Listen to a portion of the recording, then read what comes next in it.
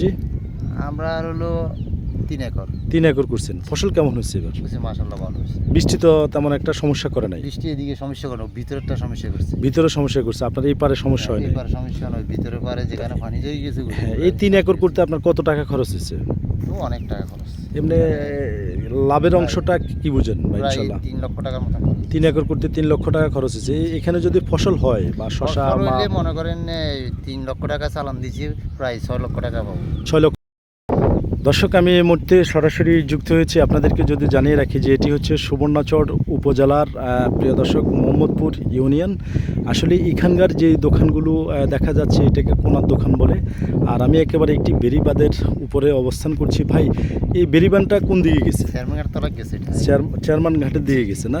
এখান থেকে একেবারে চেয়ারম্যান ঘাট যাওয়া যায় বেরিয়ে বেরিয়ে। হ্যাঁ, বেরিয়ে চেয়ারম্যান যাওয়া। আচ্ছা, এটা কি নতুন করে বানছে না আগে বানছে? এটা নতুন করে বানছে। নতুন করে বানছে। এদিকে কি বন্যার পানি উঠে নাকি? এদিকে বন্যা পানি উঠে, এই কারণে এই বেড়িবাঁধটা দিয়েছে। এটাই কারণ। আচ্ছা, এই দোকানগুলোর নাম কি? ইসলাম বাজার কোনা দোকানদার। ইসলাম বাজার কোনার দোকান এটা না? এই অঞ্চলের মানুষ বেশিরভাগ তো কৃষিকাজের সাথে যুক্ত, সবাই কৃষিকাজ করে। সবাই কৃষি কাজ। এখানে যে শশা, মালফা, এই যে এগুলা এখানকার যারা আছে তারাই তো আবাদ করছে নাকি? জি জি, এখানে যারা স্থানীয় আছে এরাই আবাদ করছে। আপনি কি কাজ করেন? আমি এটা কাজ করতেছি। কৃষিকাজের সাথে শশা, মালফা বা বটবুটি এগুলার চাষ করেন এর? এরপরে কি করেন? ধান হয় না এদিকে? না, এখানে ধান তো ওই জায়গা নাই। আচ্ছা। সব কিল বান্ধিয়ে লেছি। আচ্ছা, মানে পাড়া বাঁধি বাঁধি এগুলোতে যে সবজি আবাদ করে সবজি বেশি। আবাদ করে।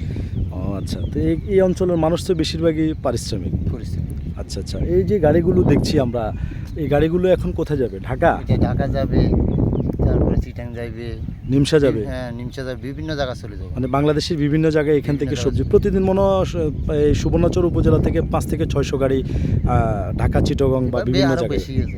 আরও বেশি যায় না? বেশি যায়। তো আপনি কত একর করছেন? 100 টাকার মতো বেচা হবে। হ্যাঁ, ভাইয়ের নাম? আমার নাম হলো মোহাম্মদ নাসির উদ্দিন। আচ্ছা, ধন্যবাদ।